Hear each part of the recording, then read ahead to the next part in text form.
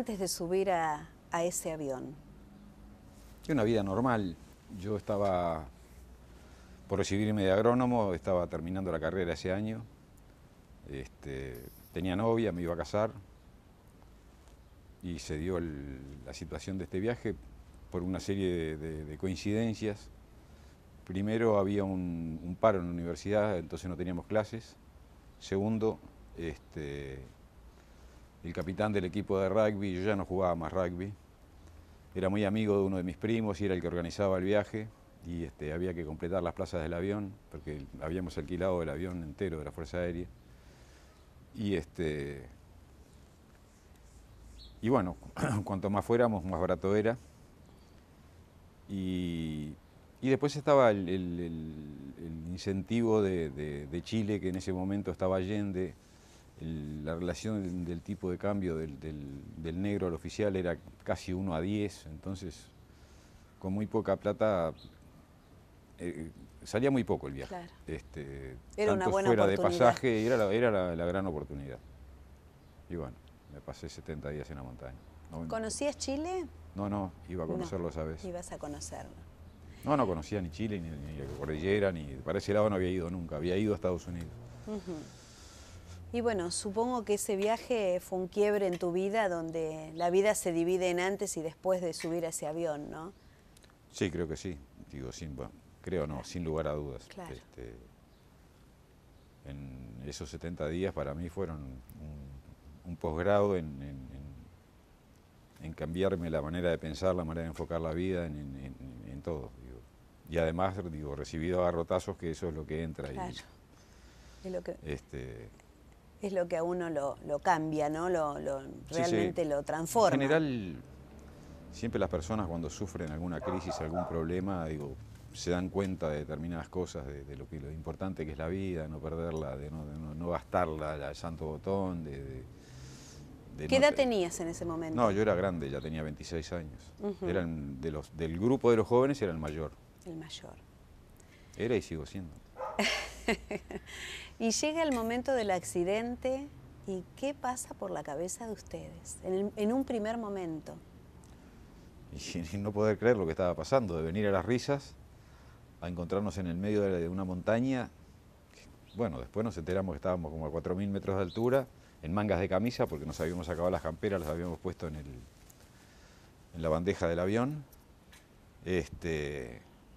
Y sobre todo el primer contacto con la muerte, con los heridos, Claro. Eso fue espantoso. Fue un cambio brusco total. Y bueno, y ahí empiezan ya las reacciones de ayudar y buscar en el avión iban 2 primos míos, buscarlos, cuando los encontré, los más allegados, porque en ese momento ese avión lo había alquilado el All Christians, que es un club de rugby de los exalumnos del colegio que íbamos casi todos los que estábamos en el avión. Entonces iba al plantel principal con los suplentes, técnico, preparador físico, y los demás yo era de la primera generación del colegio, era fundador del club, pero ya hacía años que no jugaba rugby, y por lo tanto de ese plantel que estaban jugando, que eran todos muchachos mucho más jóvenes.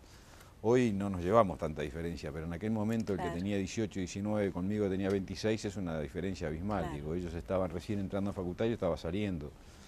¿Y esa diferencia de edad se notó a la hora de tomar los distintos roles? Y sí, se notó, bueno, primero, el liderazgo inicial lo toma el capitán del equipo de rugby, ¿no? El Claro. equipo de rugby, lo que dice el capitán, lo acata. Y bueno, y él conocía a todo el equipo y nos conocía a nosotros. Claro. Por lo tanto, él asume ese liderazgo. Y después cuando él se muere en el alud y ya cuando había empezado medio a decaer, porque se sentía como responsable de la situación, los primos, que teníamos una ventaja sobre los demás, yo tenía 26, Eduardo tenía 25 y Adolfo 24, o sea que nos llevamos un año. Y bueno, 3 primos que éramos de una familia muy unida, que nos llevábamos muy bien y en un principio fuimos catalogados como pesimistas cuando pasa el avión por arriba y todos supusimos que nos había visto y y no vuelve, y al otro día tampoco, y al otro día tampoco, y empezamos a decir no nos vieron, y ahí vemos en la carta de vuelo del piloto el ancho que tenía la cordillera, y bueno, yo era un negativo bárbaro, hasta que después pasamos a ser racionales y los que nos dábamos cuenta de determinadas cosas que ya no las pensaban. Digo, si había pasado un avión por arriba nuestro, nos había visto y la cordillera se cruza en 15 minutos, y el piloto además nos había dicho que estábamos en Curicó, habíamos pasado Curicó, o sea que teóricamente estábamos en la precordillera chilena. Claro. Era, independientemente de si ese avión nos hubiese visto, hubiera dado la vuelta y hubiera verificado bien y después nos hubieran tirado cosas, yo creo que esa misma tarde nos hubieran sacado. Y ahí hubiéramos salido 29 con vida. ¿Eso los hace desesperanzar en ese momento? No, yo, uno como lo está viviendo ahí todos los días y lo que está pasando, no, empieza a pensar racionalmente y dice, bueno, de acá tenemos que salir por las nuestras y bueno, y ver la manera de salir, que en ese momento era totalmente imposible porque nevaba, primero no teníamos equipo, estábamos todos como estoy yo ahora, con la diferencia que no tenía el saco, digo, porque me lo había sacado y lo había puesto en la... O sea que estaba en manga de camisa a 30 grados bajo cero. Eso, digo, en un primer momento es tratar de armar espacio en el avión, de protegernos contra el frío. Además de la gente herida. Y teníamos que ocuparnos de los heridos y darles lugares más cómodos para que estuvieran mejor. ¿Organizaron el tema de los medicamentos que se llevaban? No tenían nada. No pudieron rescatar nada. El avión no tenía absolutamente nada, no tenía. Si hubiera tenido la pistola de balizas, esas, con eso cuando nos pasan por arriba le hubieran tirado un pistolazo de esos a luz naranja en el medio de lo blanco, se hubiera visto y ahí además queda suspendida en el aire. No, el avión no tenía nada. ¿Y en qué se pensaba en ese momento? ¿En qué se pensaba? En la familia, en volver es decir, era una situación inversa a la... Nosotros pensábamos que nuestras familias estaban sufriendo porque estábamos muertos, nos consideraban muertos y que nosotros estábamos vivos. Entonces había que buscar la manera de decirles que no, que estábamos vivos y que íbamos a volver. Pensaban más en el sufrimiento de ellos, ¿no? Sí, en definitiva ese era lo que nos daba la fuerza para seguir luchando y tratar de salir de cualquier manera. ¿Y cómo se organizan los primeros intentos de volver? De que alguien fuera... Y bueno, eso es toda una larga historia.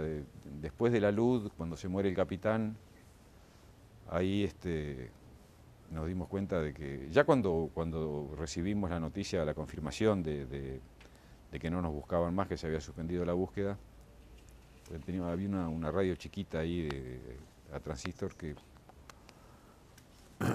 la hicieron andar y la primera noticia que dio fue: hoy se suspende la búsqueda del avión uruguayo. O sea que a partir de ese momento sabíamos que dependíamos de nosotros.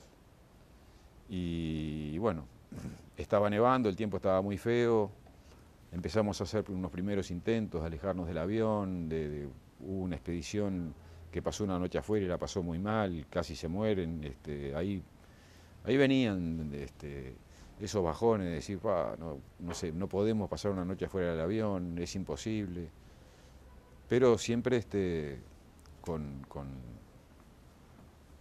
la fe puesta en que teníamos que buscarle la vuelta y que de alguna manera íbamos a salir. Y bueno, y al final, después de la luz, fue cuando ya nos planteamos en serio el armar un grupo de expedicionarios y conseguirles equiparlos mejor, porque también estuvimos probando, porque el problema que teníamos era que andábamos todos de mocasines, estos mocasines se mojan enseguida, se congelaban los pies caminando en la nieve. Encontramos ahí cerca del avión, en una valija, unos zapatos de rugby. Con eso, digo, fuimos dándole lo que teníamos mejor nosotros a ellos para tratar de que estuvieran bien equipados. Pero, ¿y cómo eligieron a esas personas? Bueno, eso fue lo que hicimos previamente. Después de la luz, buscar entre los jugadores de rugby, porque evidentemente eran los que tenían mejor Claro. estado físico, y yo era y soy un fumador empedernido y ya no hacía ningún deporte. Yo me tenía fe en el caso de salir, pero no me podía responsabilizar a salir a una caminata Claro. desesperada de esa, porque sabía que me iba a quedar en la mitad. Claro.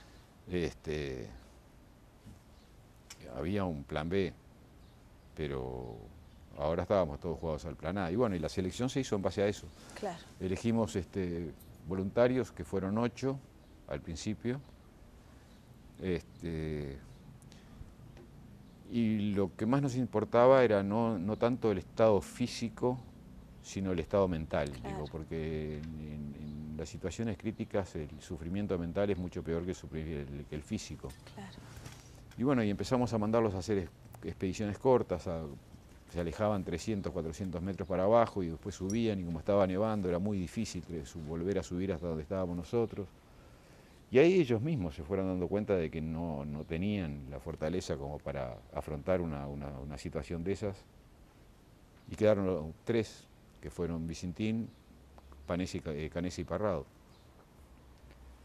Y cuando consideramos de que estaban en condiciones de salir, los mandamos para abajo en vez de mandarlos para el oeste. Digo, la idea nuestra era ir siempre al oeste, porque primero por lo que nos había dicho el piloto, y segundo porque suponiendo que estuviéramos en el medio de la montaña, siempre pensamos que al oeste iba a ser mucho más fácil encontrar gente, porque habíamos volado nosotros todo el costado.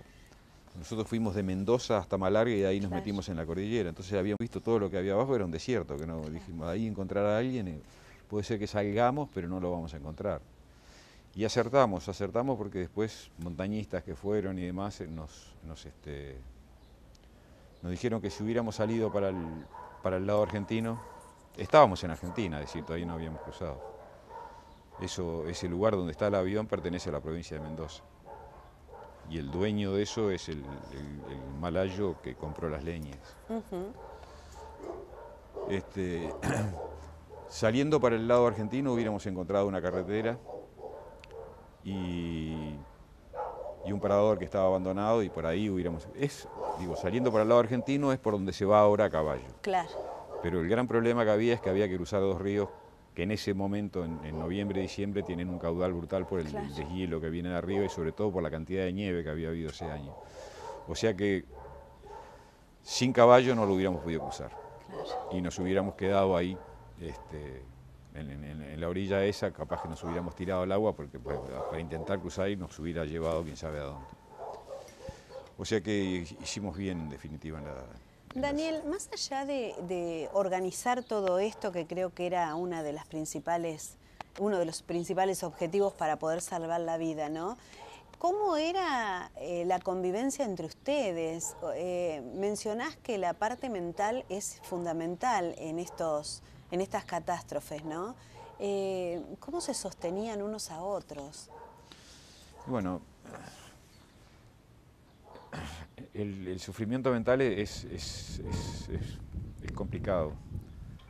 Yo, como ya lo dije, tenía una ventaja muy grande frente a los demás, que éramos 3 primos muy unidos y éramos de los mayores. Entonces,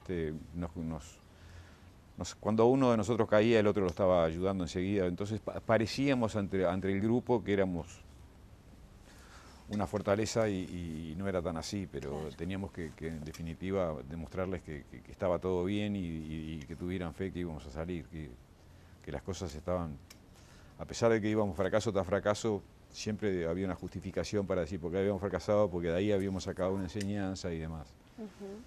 Y después, sobre todo en las noches, cuando estábamos todos adentro del fuselaje, tratar de que rezábamos el rosario, eso nos daba mucha fuerza, y las conversaciones en general eran sobre comida, sobre restaurantes, nada de hablar de la familia, nada de hablar de ese tipo de las novias, de la mamá, porque eso terminaba en un llanto generalizado, porque ya empezaban. Entonces esos temas, cuando se iba a plantear algo, lo más que se decía era cómo estará la cosa en Montevideo, y con eso ya estaba dicho todo. Claro. sea que O sea que Dios cumplió un rol fundamental. Sí, sí. ¿Todos eran creyentes? Bueno, éramos todos pertenecientes a colegios católicos, Claro. los del Cristian y los otros eran de seminario, los jesuitas, o sea que teníamos más o menos la misma base religiosa. Pero nos peleamos con Dios también. Claro, obviamente, pero nunca lo negaban. No, llegamos a negarlo, a insultarlo, a decirle de todo, porque cuando nos vino la luz, por ejemplo, que era cuando habíamos logrado poder estar todos cómodos entre comillas, pero Sí. todos acostados en el piso del avión y los heridos arriba. Esa noche nos vino una luz que nos deja descalzos, con medio fuselaje, nos mata a 8. Decíamos, ¿y por qué? ¿Por qué tanto garrote? Digo, era increíble. Pero enseguida el único que estuvo un día furioso con Dios fue mi primo Adolfo. Y cuando estábamos rezando el rosario, no, lo rezábamos en voz alta y yo lo miraba, lo tenía enfrente y estaba así. Y al otro día ni hablé del tema con él y cuando llegó la hora del rosario empezó a rezar el rosario y le pregunté y me dice, porque ayer cuando no recé el rosario me sentí tan mal, me sentí que no pertenecía al grupo, me sentí como que era otra cosa, que no era una persona y bueno, y ahí nos encarrilamos. Y evidentemente, digo, la relación que entablamos con Dios nosotros en la montaña era una conversación así directa, digo. A veces me dicen, digo, porque yo en muchas, digo, me sigo considerando católico y cristiano, pero no voy a misa, voy en contadas ocasiones. Y he hablado con algunos curas que me dicen, no, que tenés que arrimarte más. Y yo le digo, pero lo que pasa es que, ¿para qué iba a hablar con intermediarios si puedo hablar con el dueño del circo? Tuviste mano a mano, ¿no? Entonces, considero que me cambió la visión de ese Dios que yo tenía de estampita del colegio. Digo, tengo una diferente. Me hizo mucho más creyente. Claro. Cuando salí de la montaña era un tipo muy místico, que después uno se va endureciendo de vuelta, ¿no? Porque es una de las cosas que siempre digo.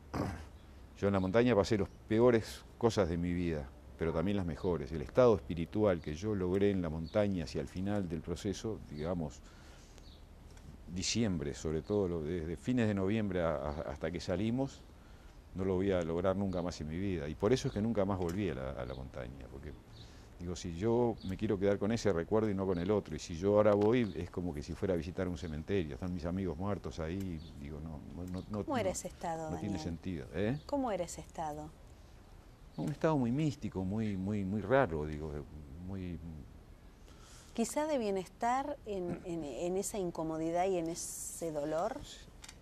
Sí, un bienestar espiritual, claro, que sí, está por obviamente. encima de todo lo demás, que por eso dije que el dolor físico no contaba el hambre, no contaba, digo, el frío, lo importante era sentir eso, que uno se sentía pleno, lleno. Lo mismo me pasó en el alud, cuando casi nos morimos todos, digo, ahí mueren 8, pero los que nos salvamos estuvimos todos a un pelito de la muerte y yo pensaba, morirme asfixiado debe ser espantoso, y me di cuenta que morirme es un placer. Es decir, cuando me entró aire, que empezaron a salir desde la punta y me entra aire y puedo respirar, era mucho más fácil haberme muerto y no volver a ese infierno, y sin en cambio volví por los principios que tenía encima, de seguir luchando y hacer lo que había dicho, de que iba a volver a mi casa y decirles estoy vivo, y pensaba, digo, mi familia, mi padre, mi madre y mi novia, que es con la que me casé después, no les puedo hacer eso. Daniel, cuando volvés y volvés a tu vida, retomás tu vida, que no debe haber sido fácil, ¿no? ¿Cómo fue para esa mí sí, transición? En ese momento para mí era volver a mi casa. Es más, yo había dicho siempre bromando para darme un poco de fuerza yo y dársela a los demás, este 24 de diciembre lo voy a pasar con mi familia en casa. Y lo cumplí, digo, me fui solo, porque como éramos 3 primos, tíos y mi padre tiraban la monedita porque habían aparecido Parrado de Canesa, la lista no se había dado y se sabía que habían 14. Ahora, que los 3 primos estuviéramos vivos en los 14 era muy difícil, entonces dijeron, bueno, tiramos la monedita, el que le toque va y después cuando esté la lista vamos el resto, si tenemos que ir o si no nos tenemos que ir. Y como yo era el que escuchaba la radio, esa noche a mí, cuando estaba en el hospital de San Fernando, me llaman de Montevideo del Espectador para hacerme una nota y les dije, mire, yo quiero hablar con mi familia. Y me dijeron, te llamamos en media hora y te hacemos un dúplex. Y bueno, y hablé con mi padre, con mi madre, con mi novia, con mi hermana, con mi cuñado, con mis suegros. Estaban todos juntos. Cada uno en su casa, pero en el tubo del teléfono. Y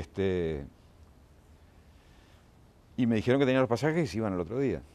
Y yo le dije, no, es absurdo que viajen 10 personas para Chile cuando yo estoy lo más bien y me puedo ir para Montevideo. Y bueno, el 23 me dieron el alta ahí, me fui a Santiago, dormí esa noche en el hotel con todos, en el Sheraton, y a la otra mañana, a las 7 de la mañana, me vino a buscar un taxi, me llevó al aeropuerto y Montevideo. Y ahí se terminó la historia para mí, digo, porque... ¿Cómo fue ese reencuentro en el primer momento? Ah, bueno, fue muy emocionante, digo, porque más para ellos que para mí. Porque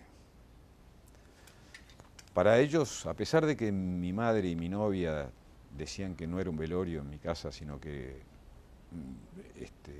era una espera, digo, de todas maneras, la confirmación no la tenían, no tenían el 100% de certeza. Digo, en cambio yo sabía que volvía a mi casa y que estaban todos igual. Claro. Sí, quizás fue difícil acomodarse a la vida normal porque nuestros familiares nos querían sobreproteger, como que habíamos pasado algo muy duro, y yo me consideraba que estaba perfecto. Es decir, una de las cosas que me convencieron fue no, porque después terminó el paro de la universidad y podía haber dado los exámenes, y no me dejaron. Yo tenía que dar esos exámenes en marzo, tenía todo el verano, y no me dejaron, y me mataron, porque en junio vino una intervención, vino el golpe de Estado y una intervención de la universidad, se cerró la universidad, entonces no me pude casar y recién me pude casar en el 74, y recibirme, por supuesto, en el 74. Se me atrasó todo un año. Pero yo me consideraba que estaba bien. Daniel, cuando vuelven, uno de los que menos se vio, que tuvo un perfil bajo, fueron bueno, precisamente vos, ¿no? Fue como que hubo gente que fue como más protagonista de la historia. ¿Eso fue una decisión de cada uno? Sí, creo que sí. Digo, cada uno tomó el rumbo que quería, ¿no? Eran más chiquilines, yo los justifico, digo, que fueron a Punta del Este y tenían hordas de chiquilinas corriendo atrás de ellos. A mí me pasó, cuando yo llegué a Montevideo, vine el 24 y el 26 o el 27 se me ocurrió comprarme unos lentes, porque yo no usaba lentes de sol, pero la montaña me había dejado muy sensible los ojos.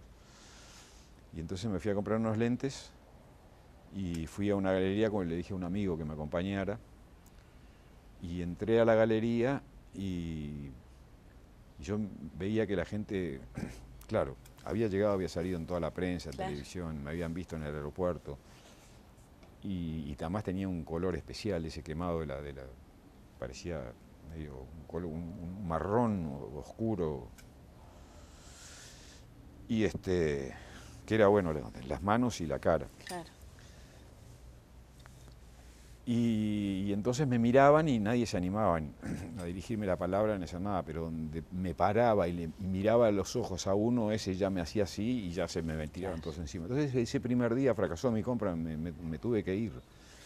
Y entonces al otro día le dije, vamos primera hora y de vuelta me pasó lo mismo. Me metí en la óptica esa donde iba a comprar los lentes, me los estaba probando, cuando los voy a pagar el tipo me dice, no, se los regalo, y le digo, ¿por qué? No. Y ahí miro para atrás y estaban todas las empleadas de todos los otros comercios en la puerta y este amigo mío me dice, Daniel, tenés que salir conmigo, mirá todo lo que me traes. Y yo dije, bueno, acá me tengo que ir, y ahí me fui al campo. Me fui al campo y bueno, y a tratar de retomar la vida. Después nos juntamos los tres primos en un balneario bien al este de Uruguay, en Punta del Diablo. Bueno, ahora se puso de moda después de 40 años, pero en aquel tiempo era algo muy rústico, unos ranchitos de pescadores y una posada. Y ahí estábamos toda la familia, estaba toda mi familia, toda la familia de Adolfo y toda la familia de Eduardo. Y llenamos la posada esa. Y por eso digo, ahí mi vida sigue normal. Yo me olvido de la montaña. Es más, si alguien me preguntaba no me molestaba, pero no me gustaba hablar porque me había dado cuenta también de que cada vez que uno de nosotros abría la boca estaba lastimando a alguno de los que no le habían vuelto los hijos. Claro. Y vivíamos todos juntos, entonces era una situación bastante complicada. Entonces preferí mantener un bajo perfil. Daniel... Bueno, por eso fue que también resolvimos escribir el libro Viven. Claro. Para decir, bueno, esta es la historia oficial, lo que está acá es verdad, lo que no está puede o no puede ser, pero la verdad es esta, y lo que está acá es todo verdad. Y pensamos que ahí se cerraba la historia y no se cerró de ninguna manera. Ahora, el libro no reflejó la historia como ustedes querían, ¿no? No, nosotros lo decimos en el libro, lo dice el escritor en el libro, Pierce, pero él me por ahí preguntó porque fue escrita en tercera persona y no fue una cosa... Fue escrito en tercera persona, pero más bien relata hechos, pero nosotros en aquel momento también relatábamos hechos. Claro. Para escribir La Sociedad de la Nieve tuvieron que pasar 35 años. Claro. Es decir, mirar la historia en otra perspectiva, con una experiencia de vida ya hecha, y entonces se podía escribir. Es decir, Bierzi en el 73 no hubiera podido escribir nunca La Sociedad de la Nieve, hubiera escrito Viven. Quizás le hubiera puesto... Nosotros consideramos que le faltaba tanto al libro como a la película Viven, sí, la de Disney. Era muy fría, ¿no? Le faltaba, no habían afectos, notábamos, y bueno, yo me acuerdo que con Pierce discutíamos eso, y me decía, bueno, decime qué pondrías, y la verdad es que era muy difícil, porque me pasa en el libro Viven, o me pasó en el libro Viven, y que no reflejaba realmente lo que habíamos sentido nosotros ahí. La esencia. Y bueno, y con Disney para mí es una payasada, ¿no? Claro. Disney para mí, me pregunta cuáles son los errores, y digo, no, cuáles son los aciertos, 3 aciertos. El accidente, la luz y el rescate, que los helicópteros aparecen de abajo. Lo demás para mí es una cosa absurda de 16 macaquitos caminando en la nieve todo el día, inventando un líder, esto, aquello, bien tipo americano, y que también no reflejaba absolutamente nada. Digo, no tiene sentimientos, es algo muy... Esos macaquitos no se abrazaban, no lloraban, Digo, nosotros dormíamos todos abrazados para darnos calor, y eso hizo que se armara ese grupo. Claro. Daniel, ¿con la familia pudiste hablar de todo lo que te pasó o no? ¿Guardaste algunas cosas para vos? Bueno, hay cosas que son nuestras, ¿no? de la montaña. Digo, porque yo ahí conocí lo que es el verdadero hombre, el que se saca esa coraza que usa para representar ante los demás. Ahí no tenía sentido mentir, no tenía sentido engrandecerse. Entonces lo que yo le contaba a los otros 15 y lo que los otros 15 me contaban a mí, eran cosas que nunca se las contaron a nadie. Y yo hay cosas ahí que sé de ellos y ellos que saben de mí, que yo dije en aquel momento que quedaron ahí en una tumba. Y eso es una de las cosas que nos hizo tan unidos, esa relación tan fuerte. Yo reconozco que mi mujer no sabe todo. Hay cosas que son muy íntimas del grupo, ¿no? Claro. Si fuera intimidad mía no me importaría, digo. Pero son intimidades del grupo, de cosas muy duras que no vale la pena que quedaron divulgarlas, ahí. ¿No? Y también te molestó que se hiciera más hincapié a lo que fue el alma de ustedes, que fue, por ejemplo, cómo se alimentaban. No. ¿Nunca te molestó eso? Nunca tuve... A veces me chocaba un poco la manera en que se preguntaba, digo, porque venían directo a eso, digo, porque digamos que la historia esta trasciende en un primer momento por eso, porque fuimos los primeros que lo dijimos. de frente y eso quizás llevó a que mucha gente hiciera preguntas que para mí, para ellos de repente era lo que tenían que preguntar, digo, pero no sé, en una nota como esta me preguntaban, decime Daniel, ¿qué gusto tiene la carne humana? Claro. Ese tipo de cosas a mí decía, pero ¿no habrá algo más importante que eso? Hoy, gracias a Dios, eso ya no pasa, eso pasó a un segundo plano, nadie nos pregunta nada sobre la comida. No me importó, digo, porque nunca tuve ningún cargo de conciencia ni tuve absolutamente nada, digo, yo reconocí que era la decisión que había que tomar y nos dijeron además que la iglesia excomulgado, digo, nosotros tenemos una carta del Papa que dice al revés, que si no lo hubiéramos hecho, nos hubieran excomulgado, podría haber sido un suicidio colectivo. Claro. Pero bueno, era una situación complicada porque vivíamos en Montevideo, vivíamos en Carrasco y los que no volvieron también vivían en ese barrio. Claro. Y nos cruzábamos todos los días con los hermanos, con los primos, con los padres, con las novias y a pesar de que somos muy pocos los que sabemos cuáles fueron los cuerpos que se usaron y cuáles no se usaron, de todas maneras esos padres siempre les va a quedar la duda, claro. digo, pero todos tuvieron una grandeza espiritual muy grande porque nos apoyaron en un primer momento y estuvieron diciendo de que habíamos hecho bien y que era lo que había que hacer. Bueno, Daniel, después... hubieron 8 que murieron en el alud, que también ya habían empezado a comer y que ya estaban comiendo, digo, o sea que claro. Nicolich, que muere en el alud, es el que deja esa carta que está muy sentida y donde hace todo un relato de lo que estaba pasando. Daniel, después, a lo largo del tiempo, vos formás esta fundación, ¿no? Que es la que un poco te da a conocer a la gente así, donde ustedes en esta fundación rescatan los valores verdaderos de la vida, ¿cuál es el objetivo de la fundación? Y bueno, el resumen es ayudar a personas, grupos de personas que están en situación de sobrevivencia como estábamos nosotros, en memoria de los que no volvieron. Claro. Es decir, dejar ese legado que persista y bueno, ya lo veníamos haciendo medio de antes, pero quizás hubo un vuelco cuando... Yo me di cuenta de esto en el año 2002 recién, cuando fui a Chile por primera vez, que se cumplían los 30 años y el Hotel Sheraton de Chile nos invita a todos.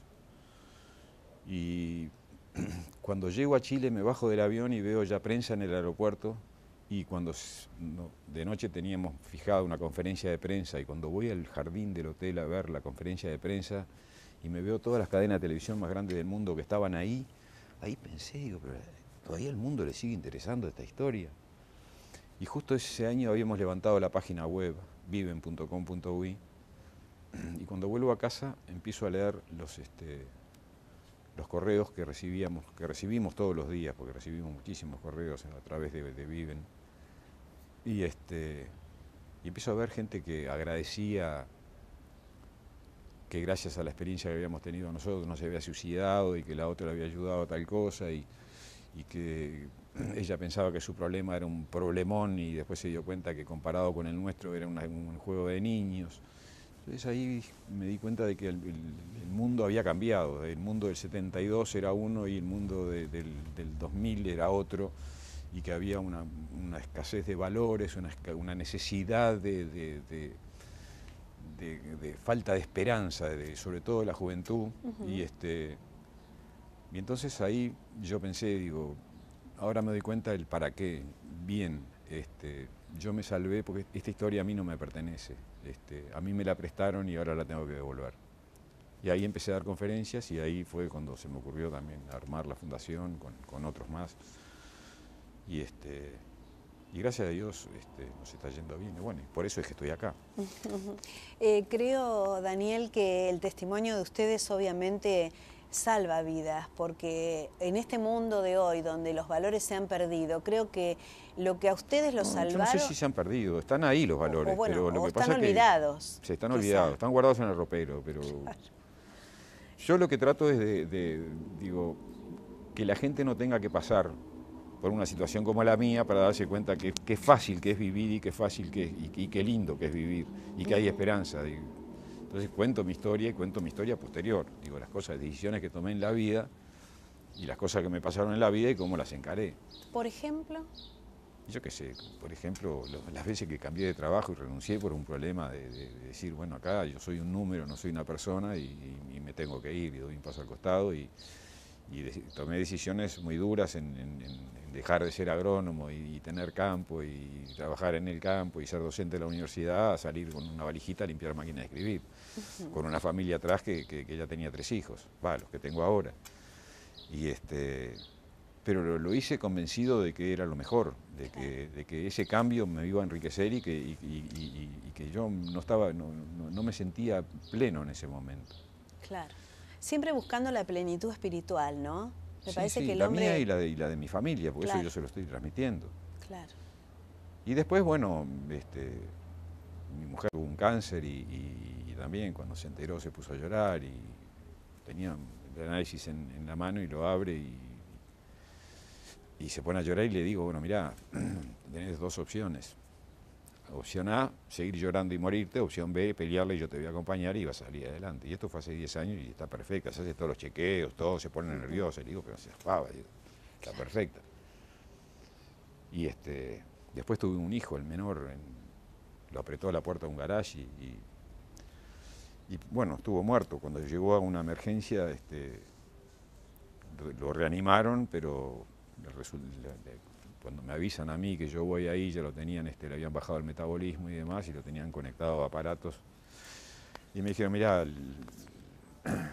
me dieron un parte médico y justo dio la coincidencia de que el médico encargado era hermano de un compañero mío de clase. Y le dije, bueno, mirá, que nos conocíamos de chiquitos. Le digo, el parte médico está bárbaro, digo, pero dame el parte de amigo. Y me dijo, el parte de amigo es afrontar, prepárate para lo peor, porque te diría que tiene un 5% de probabilidades de salvarse y si se salva va a quedar como una planta, porque estuvo mucho tiempo sin oxigenar el cerebro. Y bueno, y ahí me di vuelta y le dije a mi familia, mirá que eso es mentira, le dije, va a andar todo bien. Y ahí estuvimos con mi mujer 3 días y 3 noches al costado hablándole y ahí salió, zafó. Buen día me dicen, está con convulsiones y le pregunto a la enfermera, ¿eso es bueno o es malo? Me dice, no, es malo. Y entro y estaba sacudiéndose y le digo, ¿no será porque está atado? Pues un chiquilín muy... Porque le estaban bajando el nivel le estaban sacando ese coma farmacológico para ver cómo reaccionaba. Y la reacción que tuvo fue una convulsión, pero no era una convulsión, era que se empezó a despertar y estaba atado. Claro. Entonces se quería desatar y se sacudía todo. Le digo, desátenlo. Lo desataron y se quedó tranquilo. Y al rato abrió los ojos y dijo, ¿qué hago en esta cama de mierda? Textual. Tenía 6 años. Daniel, el episodio de la montaña, ¿te dio otra templanza para enfrentar estas cosas? Sí, yo veo las cosas de otra manera. Las veo mucho más fáciles. Digo que la vida no es tan complicada como la queremos hacer. Y los problemas no son problemas. Porque, ¿cuáles son los problemas? Lo que no se puede... Una vez me robaron la empresa, me robaron un contenedor. Primero me entraron ladrones y me desvalijaron la empresa.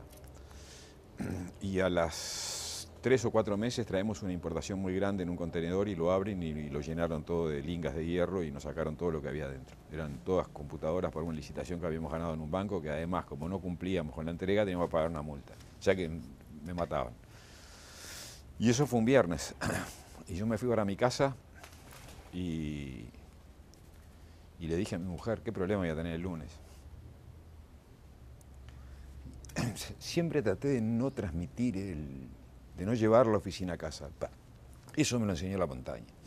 A sacarme, digo, no me puedo irme a mi casa con un problema y quedarme con ese problema y no poder dormir por el problema, porque el problema no se va a arreglar, va a seguir igual y al otro día voy a estar cansado y peor. Y entonces el problema que se quede ahí y después mañana voy a ver cómo lo resuelvo. Y eso es lo que hago y bueno, es muy fácil decirlo, me costó mucho aprender eso, pero es lo que me da. Mi mujer me dice que soy medio loco. ¿Necesitaste psicólogo para poder retomar? No, ninguno de nosotros. Me acuerdo mis tías, las Urioste, las madres de Eduardo y Adolfo, contrataron un psicólogo allá por el mediado del 73 y fuimos todos, porque nos dijo, a ver, que deberíamos de ir, porque teníamos que tener... Tengo una hija psicóloga, pero fuimos al psicólogo ese y nos sentamos todos y nos quedamos todos serios y pretendía que habláramos y no hablamos nada. Y nos dijo, bueno, miraba, puso el reloj, cuando marcó la media hora, nos dijo, se pueden ir, nos fuimos, volvimos al otro día, hicimos lo mismo y después nos dijo, no vengan más.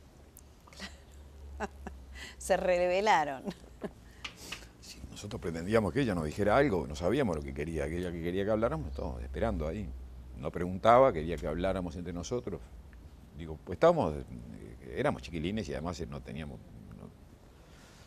mucho sentido eso que estábamos haciendo. Digo, yo me sentía perfecto. Todos nos sentíamos bien. Hubieron algunos que tuvieron más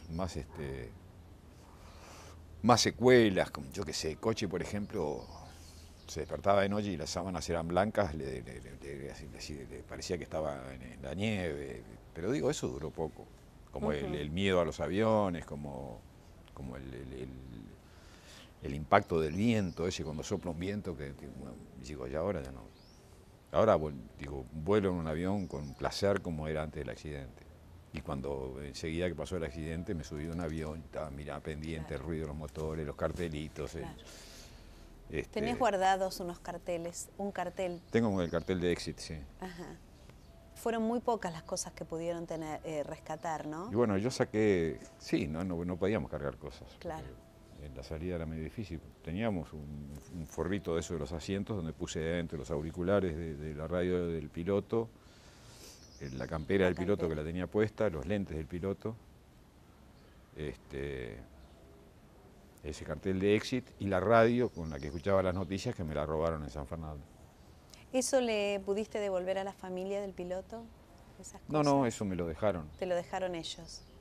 Porque además no sé de cuál piloto era, claro, era de uno, podía ser del piloto de alguno de los 5 claro, integrantes de la tripulación. Daniel, si volveríamos atrás la historia y yo te diría, ¿qué no harías cuando estabas por subir al avión? ¿Qué cambiarías de toda tu vida? ¿O no cambiarías pasa que con nada? Con el diario del lunes uno puede ordenar las cosas y bueno, hubiera hecho esto así, si hubiera hecho, pero quizás si hubiera hecho esto de esta manera, no hubiera pasado lo que pasó, hubiera pasado diferente, no sé. Digo, yo lo que sé es que si me dicen que ese avión se va a caer y voy a tener que estar 72 días en la montaña, no me subo, eso lo tengo clarísimo. Claro. Ahora, todo lo que hice para conseguir el viaje y para ir y todo lo demás, digo, lo tendría que haber hecho igual y lo que hicimos en la montaña, tuvimos errores y todo lo demás, pero tuvimos que pasar por eso para tener las soluciones.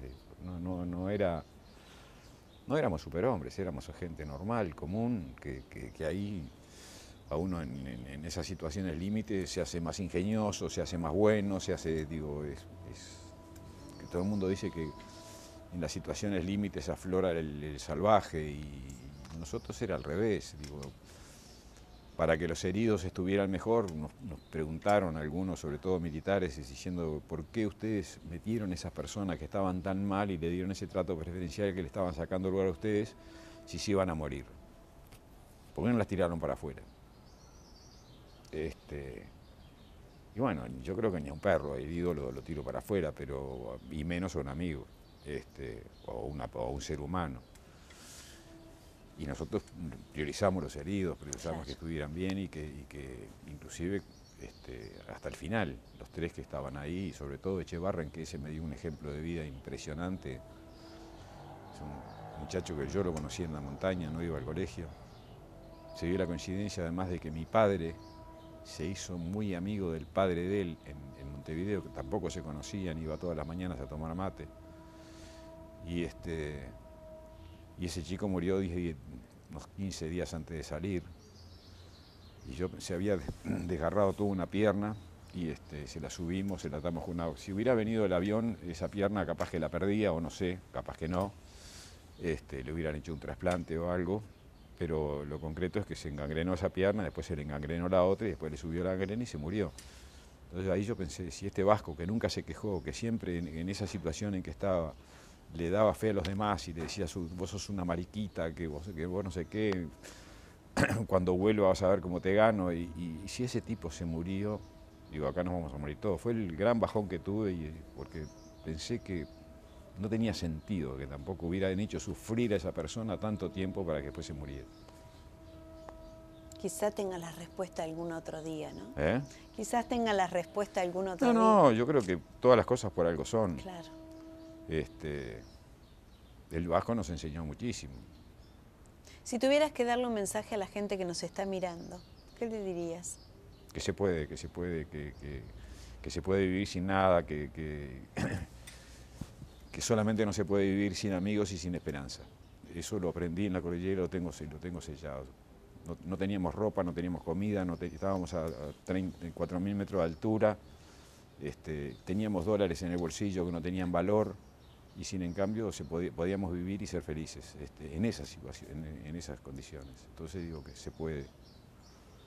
Y que nada es imposible, digo, porque nosotros en general consideramos imposibles a cosas que son difíciles, no que son imposibles. Yo tengo una frase que la repito siempre de un uruguayo que decía, lo difícil lo hacemos enseguida, lo imposible lleva más tiempo. Y para mí esa es la vida. Daniel, muchísimas gracias por tu tiempo, ha sido un placer realmente conocerte. Gracias a ustedes.